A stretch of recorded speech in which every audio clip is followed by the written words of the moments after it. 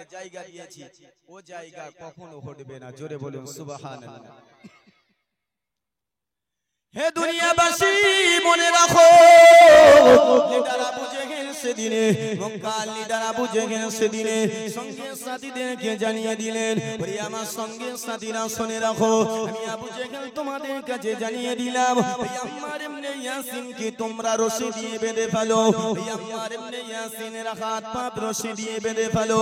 আমি আবু জেহেল তোমাদের কাছে জানিয়ে দিলাম, ওই আম্মার ইবনে ইয়াসিনের গায়েতে তোমরা কেরোসিন আর পেট্রোল দিয়ে দাও। আমি আবু জেহেল তোমাদেরকে হুকুম করে দিলাম, বাড়ি থেকে সবাই মিলে কেরোসিন এবং পেট্রোল নিয়ে চলে আসলেন। আল্লাহর নবীর ওই ছোট্ট আশেকটাকে হাত পায়ে রশি বেঁধে, আমার নবী পাকের ওই ছোট্ট আশেকটার হাত পায়ে রশি বেঁধেছেন এবং তার গায়েতে কেরোসিন আর পেট্রোল দিয়ে দিয়েছেন। লিডার আবু জেহেল বারবার ওই ইয়াসিন ইবনে আম্মারকে বলতে লাগলেন, ওই আম্মার ইবনে ইয়াসিনকে বলতে লাগলেন, ওরে আম্মার তোর জানের কি মায়া নাই, তোর জানের কি মায়া নাই, ওরে আম্মার একটা বার চিন্তা করে দেখো, তুমি জনমের মতো শেষ হয়ে যাবে। আমি আবু জেহেল আমি তোমাকে বারবার জানিয়ে দিলাম, আমার ভাতিজার পথ থেকে তুমি সরে এসো। বারবার মুখের উপরে এই আম্মার ইবনে ইয়াসিন বলতে লেগে যায়, হে মক্কার লিডার আবু জেহেল আমি আম্মার ইবনে ইয়াসিন জানিয়ে দিলাম, আমি আম্মার ইবনে ইয়াসিন তোমাকে জানিয়ে দিলাম, না না না না, আল্লাহ পাক আল্লাহ তাআলা আমি আম্মার আমাকে একটা বার পাঠিয়েছে, জগতের বুকে আমাকে একটা বার পাঠিয়েছে। আল্লাহ যদি শতবার আমাকে পৃথিবীর জমিনে যদি পাঠিয়ে দিত, আমি আম্মার শতবার হাসতে হাসতে আমার নবীর মুহাব্বতে জান টুকা দিয়ে দিতাম। জোরে বলো সুবহানাল্লাহ। শতবার আমি জান দিয়ে দিতাম, আল্লাহ তো একটা বার পাঠিয়েছে। কি মুহাব্বত দেখে ছোট্ট আম্মারকে বেঁধে মক্কার ওই লিডার আবু জেহেল হাতে পায়ে রশি দিয়ে গায়ে আগুন এই কেরোসিন আর পেট্রোল দিয়ে দিলেন। পেট্রোল দিলে আগুন বাড়বে না কমবে? এই বাড়বে না কমবে? কিছু জায়গায় ঝগড়া হলে, আপনাদের গ্রামে দ্বন্দ্ব হলে, কিছু মানুষ এই পানি দেওয়ার বদলে পেট্রোল দেয়। পানি দেওয়ার বদলে কি পেট্রোল দেয় না? আগুন নেভানোর জন্য কি পেট্রোল দেয়। তো আগুন নিভবে না বা আরো দাউ দাউ করে জ্বলবে, পারবে না? এরকম ওই আব্দুল কাদের মার্কার লোক আপনাদের এখানে নাই আছে? আপনাদের আল্লাহর নবীর ওই ছোট্ট আশেকটার গায়েতে যখন আগুন দিয়ে দিলেন, ওই আম্মারের সারা শরীরে দাও দাও করে যখন আগুন জ্বলতে লাগলো, আল্লাহর নবীর কাছে কেউ একজন খবর দিয়ে দিলেন, ইয়া রাসূলুল্লাহ ইয়া হাবিবাল্লাহ হুজুর, আপনার ছোট্ট আশেকটা মক্কার লিডার আবু জেহেল তার সারা শরীরে কেরোসিন আর পেট্রোল দিয়ে আগুন ধরিয়ে দিয়েছেন। আল্লাহর নবী হাদিস শরীফের ভিতরে এসেছেন, দয়ার নবী নূর নবী রহমাতুল লিল আলামিন, নবী আমার টানা 63 বছর জিন্দেগিতে সাফা মারওয়া ব্যতীত কোনদিন এমন করে দৌড়াননি। যেদিন আম্মারের খবর আল্লাহর নবী পেলেন, ওই দিন আল্লাহর নবী এতটা দৌড়াতে লাগলেন, এতটা দৌড়াতে লাগলেন, এই আম্মারের কাছাকাছি দৌড়ে দৌড়ে আল্লাহর নবী চলে আসলেন। আম্মারের চেহারার দিকে তাকিয়ে আল্লাহর আসমানের দিকে আল্লাহর নবী সেদিন আসমানের দিকে তাকিয়ে কেঁদে কেঁদে বলেছিলেন, ও রব্বুল আলামিন আল্লাহ পাক, আমি এই আম্মারের জন্য তোমার দরবারে দোয়া চাই। আল্লাহর নবী সেদিনে বলেছিলেন, কুল্লা ইয়া নারু কুনি বারদাও ওয়া সালামান আলা ইব্রাহিম। ও রব্বুল আলামিন আল্লাহ পাক, ও রব্বুল আলামিন আল্লাহ পাক, যেভাবে আমার দাদু ইব্রাহিমের উপরে আগুনটাকে আরামদায়ক বানিয়েছিলেন, ও রব্বুল আলামিন আল্লাহ পাক আমার দাদু ইব্রাহিমের জন্য আগুনটা যেভাবে শান্তিদায়ক আরামদায়ক বানিয়েছিলেন, ও রব্বুল আলামিন আল্লাহ পাক আমার ছোট্ট আশেক আম্মারের জন্য ওইভাবে আগুনটাকে আরামদায়ক বানিয়ে দাও। জোরে বলো সুবহানাল্লাহ। সঙ্গে সঙ্গে আগুনটা দপ করে লিভিয়ে গেলেন। জোরে বলো সুবহানাল্লাহ। তো যারা নবীর আশিক হবে তাদের ভয় আছে? এই যারা অন্তর দিয়ে ভালোবাসবে তাদের ভয় আছে? আছে, তাদের ভয় নাই। আল্লাহ নবীর ওই আশিকটা দেখে আল্লাহ রাসূল যখন দোয়া করলেন সঙ্গে সঙ্গে আগুন লিভে গেল এবং আল্লাহ নবী নিজের লালা মোবারক থুতু মোবারক নিয়ে শরীরে যেই লাগিয়ে দিলেন সঙ্গে সঙ্গে আগে পূর্বে যে রকম গায়ের চামড়া ছিল সে রকম হয়ে গেল। জোরে বলুন সুবহানাল্লাহ। মানুষ পুড়ে গেলে একবার পুড়ে যদি তার সারা শরীরে যদি একবার আগুন লেগে যায় আগের মতো চামড়া আর হবে আর হবে না, কিন্তু আমার নবীর এই থুতু মোবারক লালা মোবারক দেওয়ার কারণে সঙ্গে সঙ্গে পুনরায় আগে যতটা ছিল তার থেকে না আরো বেশি নূরান্বিত চেহারা হয়ে গেল। জোরে বলুন সুবহানাল্লাহ। আমার নবীর এই থুতু মোবারকের তেজ আছে না না, এর বরকত আছে না না আছে, কিন্তু সেই হাবিবকে আমরা সেভাবে ভালোবাসতে পারি না। দুনিয়াতে আমরা এই দুনিয়ার মায়া জালে জড়িয়ে যতটা পৃথিবীর মানুষকে আমরা ভালোবাসতে পেরেছি, কিন্তু আমাদের নবীকে আমরা সেভাবে ভালোবাসতে পারি না। সেরূপ ভালোবাসতে পেরেছি, সেরকম ভালোবাসা আমরা দিতে পারি নাই। আমি দেখেছি আমার মাদ্রাসার একটা ছাত্রকে দেখেছি, বাবা প্রেমিকের সাথে গল্প করছে সারা রাত পায়খানা চেম্বারে দাঁড়িয়ে দাঁড়িয়ে, পায়খানার চেম্বারে দাঁড়িয়ে দাঁড়িয়ে সারা রাত করে ফোন করে গল্প করছে। ওর পায়ে সব মশা কামড়ে একেবারে আপনার 2-3 সপ্তাহ হয়নি ওর সেই কি জ্বর বলে আপনার ম্যালেরিয়া জ্বর, ডেঙ্গু জ্বর আসলো, হাসপাতালে 3 মাস ভর্তি। প্রেমিকের সাথে কথা বলতে, এই প্রেমিকের জন্য দুনিয়ার প্রেমিকের জন্য কত প্রেমিক প্রেমিকা জীবন দিয়ে দিচ্ছে, দিচ্ছে না দিচ্ছে না, কিন্তু আমাদের জান এবং মালের থেকে আমাদের নবীকে আমরা বেশি ভালোবাসতে পারি না। আল্লাহ নবী মক্কার জমিনে একটা ছেলে ছিল, একটু মস্তান মতো, খুবই দামি দামি পোশাক সে পরিধান করত।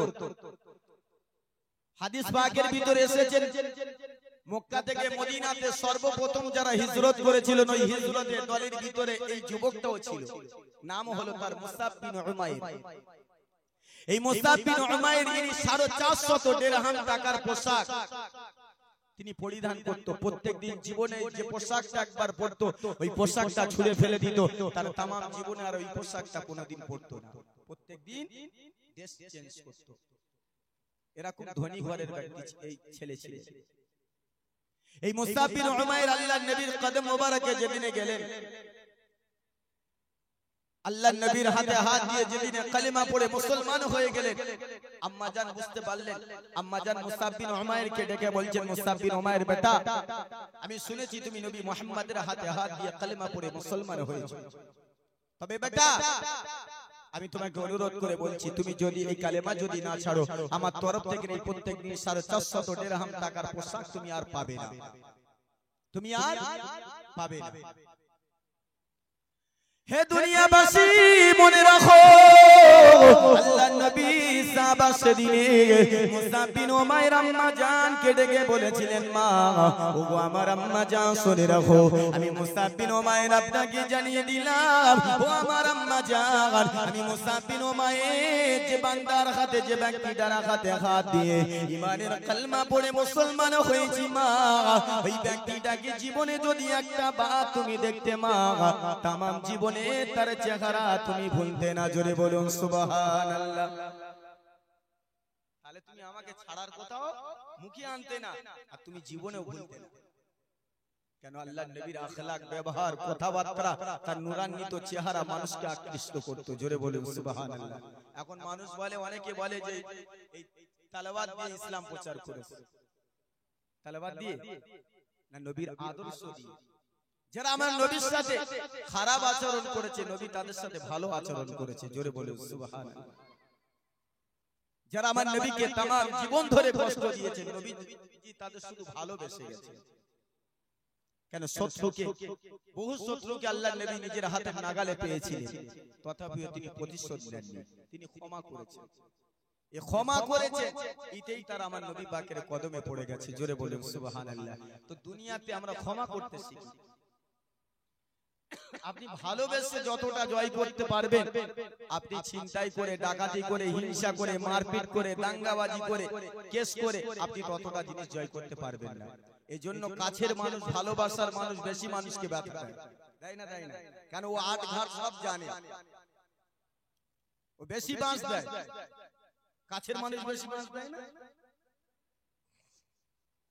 আল্লাহ নবীর এই নূরান্বিত চেহারা এবং তানার এই আদর্শ, তানার নীতি, তানার নৈতিকতা, তানার ব্যবহার দেখে পৃথিবীর মানুষ মুগ্ধ হয়েছিল। মক্কার মানুষেরা এই জন্য তো আমার নবীকে বলতো মা জাররাবনা আলাইকা ইল্লা সিদকা। জোরে বলুন সুবহানাল্লাহ। তিনি তানার তামাম জীবনে, আমরা এই মক্কাবাসীর জীবনে একটা সত্য ব্যতীত মিথ্যা কথা পাই নাই তানার জবান থেকে। জোরে বলুন সুবহানাল্লাহ। আমরা আমাদের তামাম জীবনে কোনোদিন ওনার থেকে মিথ্যা কথা পাই না। আর আজ মনে হয় আমাদের মিথ্যা না বললে কি দিন চলে। আল্লাহ নবীকে একজন মক্কার কাফের আবু জেহেল ঘোষণা দিয়েছেন, বাবা কেউ যদি ওই নবী মুহাম্মদকে মারতে পারো, শহীদ করতে পারো, আমাদের দেশে একজন পাগলের, আমার ভাইপো পাগল হয়ে গেছে, নাউজুবিল্লাহ, তিনি ঘোষণা দিলেন কেউ যদি মারতে পারো আমি লাল রঙের একটা উট তাকে উপহার দেব, আর তাকে আমি 450 দিরহাম 400 দিরহাম টাকা আমি তাকে উপহার দেব।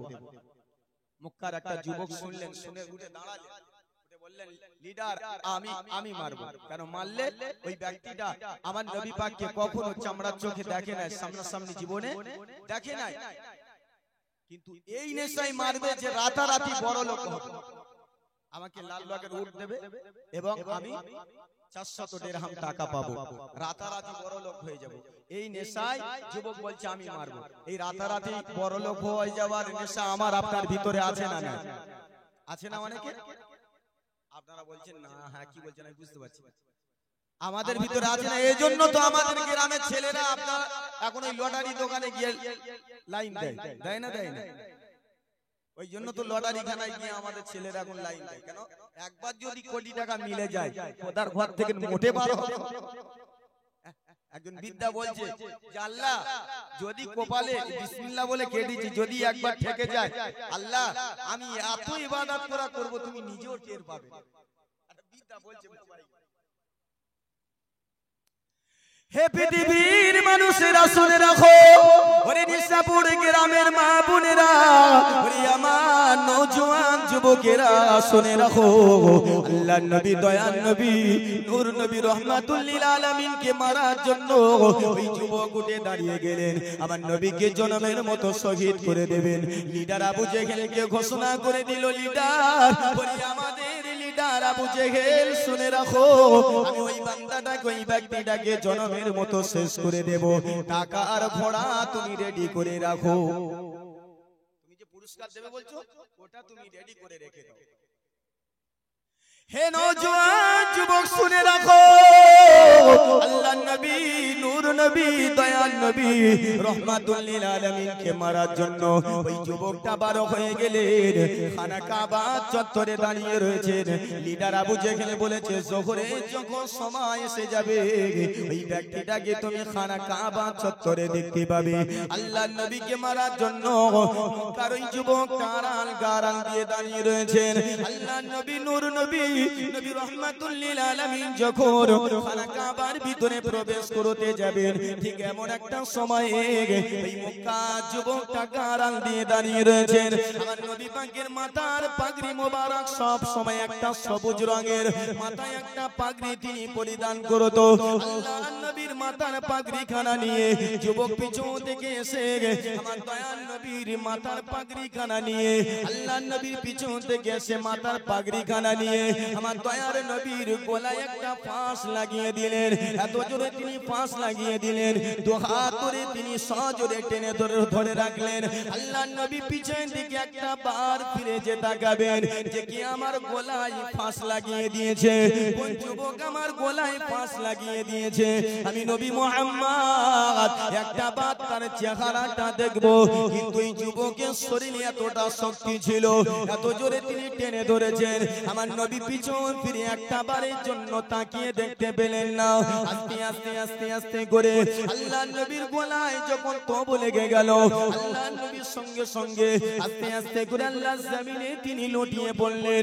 মক্কার এই যুবক মনে মনে চিন্তা করলেন, না না না, মনে হয় মানুষটা মারা গেছে, মারা গেছে বলে আল্লাহ নবীকে ওই জায়গায় ফেলে দিয়ে লিডার আবু জেহেলের কাছে ফিরে চলে আসলেন। ওরে আমাদের লিডার আবু জেহেল, ওরে আমাদের লিডার আবু জেহেল, যাকে তুমি মারতে বলেছো, যাকে তুমি শহীদ করে দিতে বলেছো, আমি তাকে শহীদ করে দিয়ে চলে এসেছি। ও আমাদের লিডার আবু জেহেল, একটা বার তুমি আমার লাল রঙের উটটা উপহার দিয়ে দাও, ওই 400 দিরহাম টাকা তুমি আমাকে দিয়ে দাও। মক্কার লিডার আবু জেহেল সেদিনে হেসে হেসে খুশিতে বাগে বাগ হয়ে গেল। না না, পথের কাঁটা সরে গেছে। না না না, তাকে পুরস্কারে পুরস্কৃত করলো। গ্রামের ব্যক্তিরা যখন টাকা পয়সা নিয়ে, টাকা আর ঘোড়াটা নিয়ে যখন চলে আসলেন, পাড়া প্রতিবেশী গ্রামবাসী আত্মীয় স্বজন সকলের সাথে আলোচনা করতে লাগলেন। হে আমার পাড়া প্রতিবেশী গ্রামবাসী, ওই আমার পাড়া প্রতিবেশী শুনে রাখো, আমি যে ওই ব্যক্তিটাকে মারার জন্য আমাদের লিডার আমাকে যে পুরস্কার দিয়েছে, যে ইনাম আমাকে দিয়েছে, ওই ইনাম গুলো কার কাছে গচ্ছিত রাখবো বলো, কার কাছে আমানত স্বরূপ রাখবো বলো। পাড়া প্রতিবেশী গ্রামবাসী সবাই মিলে সমস্বরে এক বাক্যে বলেছিল, না না না না, মক্কা জমিনে লিডার আমাদের আবু জেহেল হতে পারে, কিন্তু আবু জেহেল চরিত্র ভালো নয়, আবু জেহেল মানুষ হিসেবে ভালো নয়, আবু জেহেলের ভিতরে দুর্নীতি আছে, আবু জেহেলের ভিতরে মিথ্যা আছে, আবু জেহেলের ভিতরে চিটিংবাজি পাওয়া গেছে। হে যুবক, এই টাকা আমানত রেখে যদি ফিরে পেতে চাও, এই মক্কা শরীফের জমিনে একজন আলামিন আছে, মক্কার মানুষরা তাকে সাদিক নামে চেনে। ওই নবী মুহাম্মাদের দরবারে চলে যাও। ওই আব্দুল্লাহর বেটা মুহাম্মদ, ওই আমিনার নয়নের পুতলি মুহাম্মদ, ওই নবী পাকের দরবারে আমানত যদি তুমি রেখে দাও, তোমার একটা টাকা তামাম জীবনে কোনোদিন খিয়ানত হবে না। জোরে বলুন সুবহানাল্লাহ। যাও, চলে যাও। কাকে মেরে কার কাছে রাখতে যাচ্ছে টাকা? যুবক আস্তে আস্তে করে টুকটুক করে চলে গেলে। আর নবী পাকের দরবারে যাওয়ার পরে যুবকটাকে জিজ্ঞাসা করলেন, বাবা যুবক, এই টাকাগুলো কোথা থেকে পেয়েছো? কে তোমাকে দিয়েছে? নবীজির চেহারা দেখে নাই, আর নবীজি ওর চেহারাও দেখে নাই। নবীজি শুধু জিজ্ঞাসা করলেন, বাবা যুবক, টাকাটা কোথা থেকে পেয়েছো? কে তোমাকে দিয়েছে? যুবক বললেন, এই মক্কা জমিনে একজন পাগলের আবির্ভাব হয়েছিল, আমাদের লিডার আবু জেহেল আমাকে বলেছে, ওই পাগলকে কেউ যদি মেরে দিতে পারে আমাকে এই লাল রঙের উট উপহার দেবে, আর এই 400 দিরহাম টাকা আমাকে ইনাম দেবে বলেছে। এজন্য আমি খানা কাবা চত্বরে তার মাথার পাগড়ি নিয়ে তার গলায় ফাঁস আমি লাগিয়ে দিয়েছি। আমার লিডার আবু জেহেল আমাকে ইনাম দিয়েছে, এই পুরস্কার দিয়েছে। বলে, যুবক, হে যুবক, তুমি যাকে মেরেছো তার চেহারাটা একটাবার দেখেছো? হে যুবক, তুমি যাকে মেরেছো তার চেহারা মোবারক একটাবার তুমি দেখেছো? যুবক বললেন, না, আমি দেখি না। ওরে নওজোয়ান যুবক, শুনে রাখো, আল্লাহ নবী, দয়া নবী, নূর নবী, রহমাতুল লিল আলামিন নবী আমার সেদিনে যুবকটাকে বলেছিলেন, হে বাবা যুবক, একটা বার আমার মাথার দিকে তাকিয়ে দেখো, একটা বার তুমি আমার মাথার দিকে তাকিয়ে দেখো, এই পাগড়িটা তুমি চিনতে পারো কিনা? ওই যুবক সেদিনে মাথার দিকে তাকিয়ে দেখলেন, না না না, আমি যে খানা কাবা চত্বরে যে পাগড়িটা নিয়ে গলায় আমি ফাঁস লাগিয়ে দিয়েছিলাম, যে সবুজ রঙের পাগড়ি নিয়ে আমি গলায় ফাঁস লাগিয়ে দিয়েছিলাম, এই তো সেই সবুজ রঙের পাগড়ি। আল্লাহ নবী চেহারা মোবারকের দিকে তাকায়, ওই নূরে আনওয়ার চেহারার দিকে তাকায়, ওই যুবকটার মনে মনে মায়া লাগে, মনে মনে তার ভয়ও লাগে, কাকে মেরে কার কাছে আমি টাকা রাখতে চলে এসেছি।